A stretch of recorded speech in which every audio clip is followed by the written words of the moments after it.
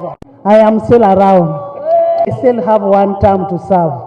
When I finish serving my 5 years in the next term, then I will give it to my young brother Thomas to take over. Wa speaker nkyaliwo ngenda kubeera nga nkulemberayo ekisanja kimu bwe kiti emyaka emirala 5 bwe njimaliriza ngenda kubanga muganda wange ono gwe nkutte ku kibegabega Thomas Tayebwa mulekera naye atandika okubanga afuga.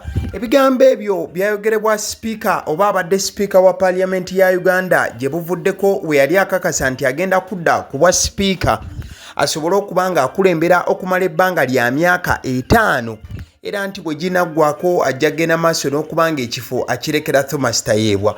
Wabula nkakasa bukakasa nti akatambyako n'okamuzannyira olunaku olwaleero n'akatunulira ayinza okutulika n'akaaba olw'obulumi obungi olw'okulaba ng'ekisuubizo kye yeesuubiza ne kye yasuubiza abantu tekigenda kubanga kituukirira. Bwe bukeeredde enkya y'olunaku olwaleero wenkoledde emboozi eno ziri ssaawa emu ez'okumakya ng'ekiro kya leero ku ssaawa 5:52 speaker oba abadde speaker Anita Among avuddeyo n'akola okwogera okusookedde ddala oluvannyuma lw'ebbanga bukya abasajja bamusalako wali mu maka ge e Nakasero n'okubanga bamusazeeko olunaku lw'ejjo wali ekigo ne batandika okubanga bafaakuuza ennyumba ze n'okubanga babaako obujulizi bwe bagenda maaso n'okubanga baketta. Okwogera speaker kwakoze takukoze mu video nti oba ngenda kubanga nkuplayingira akatambi nedda, wabula kuno akoze ng'ayita mu mukutu gwe oba ogumu ku mikutu gye emigatta bantu mwagenze maaso n'okubanga abaako obubaka bwawandiika bwe ngenda okubanga nkuyitiramu wano mpola. Speaker awandiise bw'ati. Awandiise waggulu eno abadde ng'awandiika ebbankaluwa olw'ensonga okoze omutwe okwanjula ate era n'okubanga amaliriza oba okufundikira. Speaker awandiise n'agamba nti RE speakership race nti ekimuwandiisiza ebbankaluwa eno agiwandiise nga ayogera ku nsonga z'okwesimbawo ku bwa sipiika. Agambye nti I wish to draw the attention of the public to the matters regarding the speakership race. Nti mpandiise ebbaluwa eno nga njagala abantu ba bulijjo amaaso gammwe mugatunuulize ensonga y'okwesimbawo ku bwa sipiika. After wide consultations and deep introspection and to maintain harmony and clarity in my beloved party, the NRM, I wish to categorically and unequivocally state that I will not be offering myself for the speakership race of the 12th parliament.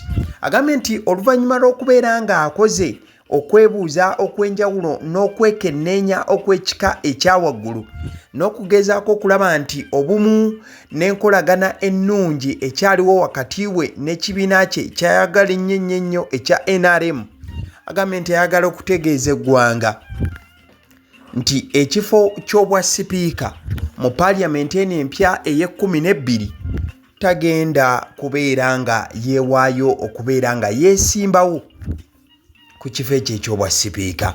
N'awandika n'agamba nti I am greatly indebted to His Excellency Kaguta Museveni, my party, the NRM and members of the 11th Parliament for giving me the opportunity to serve as Deputy Speaker and Speaker.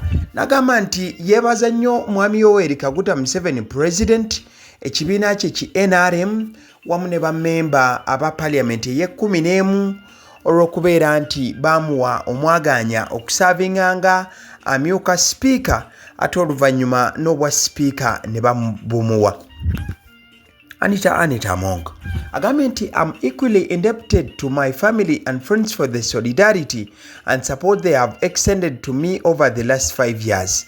Nti yeebaza abafamire ye wamu n'emikwano gye okubeera nti bayimiridde naye emyaka 5 egisembyeyo mwagendedde maaso n'okubanga akola obukulembeze ku bwa speaker bwayogeddeko waggulu.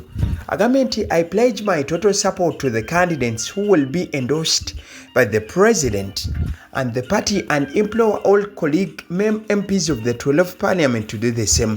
N'agamba nti asaba ba candidate era nti agenda kuyimirira eri ba candidate President we banaaba asazeewo wamu ne NRM benaaba etaddewo era agamba nti ayita aba MPs bonna mu parliament okubeera nga bakola kyekimu bayimirire emabega waabo president banaaba alonze ne parliament benaaba ewanzeeko eddusu azina ekibiina ki NRM. I shall remain available to the service of my country as the party and the president may assign me. Nagamba nti agenda kusigala nga waali okuweereza eggwanga lye ng'ekibiina ate era n'omulimu gwonna president gw'anaaba muwadde. Nagamba in the meantime I pledge to continue cooperating with all ongoing investigations as initiated by the relevant organs of the state to get to the root of all the allegations raised. Nagamba nti wabula mu kaseera kano yeewaayo okusigala nga akolagana n'ebitongole ebiri mu kukola okumunoonyerezaako. Nagamba nti agenda kusigala nga akola kyonna ekisoboka okukolagana nabo nga bagenda maaso n'okuba nga bamukolako okunoonyereza olw'ebyo ebimusuubirizibwa nti yabikola. Wamaliriza ebbankaluwa ye n'awandiika n'agamba nti for God and my country, Anita Anet Among. Eyo ebbankaluwa ewandiikiddwa sipiika wa parliament oba abadde sipiika Anita Anet Among ekiro ekikeeseza olunaku olwaleero ng'agamba nti kati ye obwa sipiika walaayi okukomba ku ggulu abuvuddemu tagenda kubanga abwenyigiramu. Agambye nti ebyo abyesonyiye ne ssekwesonyiwa yenna era n'agamba nti oyo yenna n'aba asimbiddwawo ekibiina oba president ku bwa sipiika nti naye gwagenda okuba nga awagira era ayise ne ba MPs bonna abasaba at least nabo bagende maaso n'okuba nga bakola bwe batyo naddala mu kaseera kano. Nno nga tukyali ku bya sipiika mukwano gwange, olunaku lw'eggulo nakuleetedde ennyumba ya sipiika eyabadde esaliddwako wali ekigo era nga kyekifaananyi kyo kyagenda maaso n'okuba nga olaba. Kati nno information endala ekyagenda maaso n'okuba nga efubutukayo naddala ku bikwatagana ku nnyumba eno mukwano gwange. Abakuumaddembe gye bagenze maaso n'okuba nga basalako olunaku lw'ejjo nga ne gye buli eno olunaku olwa Monday bakyagenda maaso n'okuba nga bakola okwekenneenya n'okubaako bye bakuba check oba okucekera wano nawali. Kigambibwa nti ennyumba eno gy'olaba mukwano gwange eyina zi basements ez'enjawulo. Bw'ogitunuulira awo oyinza okulowooza nti ekomaawo, wabula ennyumba eno nti ate wansi nga bw'ogiraba obuwanvu bwayo ate era kyeyongera okubanga ekka ne wansi nti erinamu zi level za basements ez'enjawulo. Emu ya parking, endala basement erimu gym, endala erimu sauna wamu ne cinema hall oba kyewandiyise we balabira firimu. Mukwano gwange bagamba nti ennyumba nnene n'okusinga amaaso kigasobola okugenda maaso n'okuba nga galaba ate nti n'ebintu ebyagiteekebwako ebisinga ebizimbisibwa bya mutindo ogw'ekika ekyawaggulu nga n'ebimu byava bweru mukwano gwange ate nga byagulwa buwanana oba ensimbi n'ensimbi. Kati wakati nga byonna bikyagenda mu maaso we bukeeredde era n'okuva ejja akawungeezi waliwo amawulire agabadde gali mu kutambula nti Honorable Thomas Tayebwa ono nga yabadde deputy wa speaker Anita Anet Among wabaddewo amawulire agabadde gatandise okutambuzibwa nti abawanvu n'abampi babadde basazeeko amakaage oba ennyumba ye era nti babadde batandise okubanga bagikolako search era nti n'ekigo babadde batuuseeyo. Wabula njagala okutegeeza nti okusinziira ku nsonda ezeesigika n'okwongera okwekenneenya kwonna okugenze maaso n'okuba nga kukolebwa, amazima gali nti Honorable Thomas Tayebwa tewaliwo search yagenze maaso na kubanga ekolebwa naddala ku nnyumba ye. N'ebyo byabadde bigambibwa nti ekigo bagenze maaso n'okuba nga bamusalako ennyumba ne bagikuba pekisino oba ne bagenda maaso n'okuba nga bagikolako search ez'enjawulo. Ekyo tekinnagenda maaso na kubanga kiba. Bonna ababadde batambuze ekyo kigambibwa nti ekyo kikyali kifu unless nga development enajja buzzi oluvannyuma. Kati nno ebirala ebikyatambula awo nno abo boolaba be basuubira okubeera nga omukulu ono gwolaba ye Honorable Maxon Jacob Oboth oyo agenda okuba nga adda mu kifo kya Anita Among mu butongole. Ekitegeeza nti Anita Among oluvannyuma lw'okugamba nti ekifo akivuddemu kati Jacob Oboth alina kubanga awoominga. Tebannaba kubanga balaga ani agenda kutwala kya deputy. However much baagala mukyala yagenda okubanga atwala obumyuka bwa sipiika. Wabula bangi bakyasonze olunwe ku mukyalo oyo gwolaba amanyiddwa nga Honorable Lilian Aba ng'era naye abadde minisita wali mu gavumenti eyo evuddeko oba mu bukulembeze obwo obuvuddeko. Kati nno still nga tukyali ku nsonga za Honorable Anita Among, waliwo ekigambibwa nti waliwo ba MPs basatu nabo abakyali mu kunoonyerezebwako nti nga bano babadde baagala kubanga bakukusa omusimbi abakuumaddembe bagenda okujja okusalako sipiika ng'omusimbi ogwo tebagulaba. Naddala wali Nakasero ekigambibwa nti nabo okunoonyereza kukyagenda maaso. Kati bwetuddayo ku bankaluwa ewandiikiddwa sipiika, abantu ab'enjawulo mu kiro kino oba ekiro ekikeeseza olunaku olwaleero basuze bawa ebirowoozo eby'enjawulo naddala nga baanukula sipiika oluvannyuma lw'ebbankaluwa gy'awandiise. Mwana mulenzi Tabs ng'ono akoze kinene nnyo okubanga atambuza information ku byonna ebibadde bigenda mu maaso. Olabye sipiika ng'awandiise ebbaluwa eno atulise butulisi n'aseka n'amugamba nti ojja kukiwulira omuba nga mubadde mulowooza nti bintu byakusaaga. Mwana mulenzi amanyiddwa nga Toko agambye we have rejected this request, you must offer yourself. You see we have forced mwana mulenzi Godwin Toko oluvannyuma lwa sipiika ogamba nti race agivuddemu tagenda kubanga yeesimbawo. Amugambye nnyabo ffe tetunnakugambako ffe abaagala okukulonda nti twagala obiveemu, olina okubisigalamu. Then mwana mulenzi amanyiddwa nga Amanya awandiise n'agamba Anita Among, let's wait for the storm to settle. Everything will be alright. Agamba munnanga Anita Among ebintu nga bibi ne katulinde omuyaga gujja kukakkana embeera ejja kutereera. I am Jonathan namugamba you have extravagantly lavished taxpayer money, we want our money back. Jonathan namugamba nti nnyabo obadde olivinga obulamu ng'oli ku ssente z'amiwa musolo, essente zaffe tuzeetaaga. Simba n'awandika n'agamba we are going to miss you, titugenda kubanga tukumisinga abadde sipiika. Ono bamuyita Mutungo TM n'agamba for God and my country, thank you for stepping down, a lady who truly loves her country. Mutungo n'amugamba nti ku lwa Katonda n'ensi yange weebale nnyo okubeera nti ekifo ky'obwa sipiika okitadde, oli mukyala ayagala eggwanga lyo ebyaddala. Oyo bamuyita Luba Souls. Abadde agamba nti sipiika enjagala gy'ayagalamu eggwanga ye Mutungo tagirabangako. Mukadde ke kamu ndabyeko awo bamuyita Kache agambye nti you had to do this at first to survive, but you waited for things to go south for you to come out. Bad timing in politics can ruin the whole career you toiled for to build. Nti kino walina okukikola mu kusooka ne kati walinze ebintu ne bitabuka. Ne bamugamba nti bw'otayiminga obubi mu politics ebintu bisobola okukutabukira, byonna by'ozimbye ne bifa ne biyiika ku ttaka. Ono bamuyita the anatomy guy agambye it is well Madam Speaker, it's God that gives and it's him that takes. Take heart dear madam. Nti guma sipiika madam, Katonda yatuwa era yajjawo.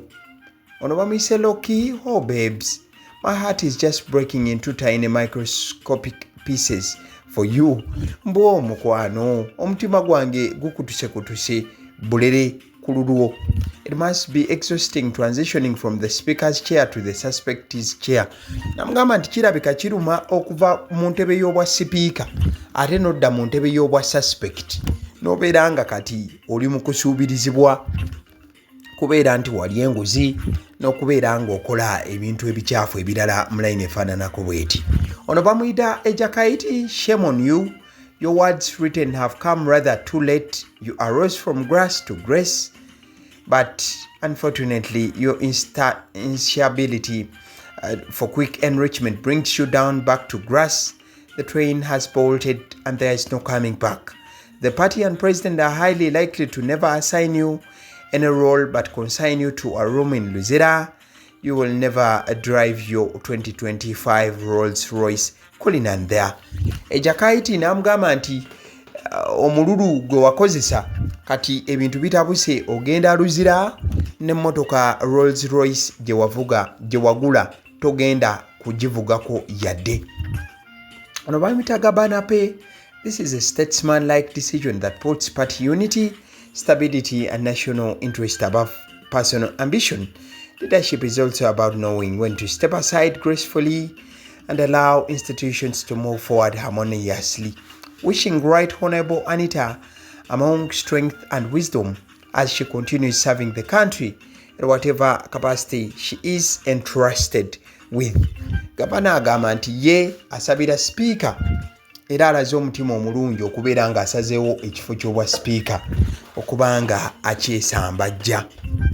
Ono bamuyita Twala Fadil agamba, thank you Right Honorable Anita Among for putting party unity and country first.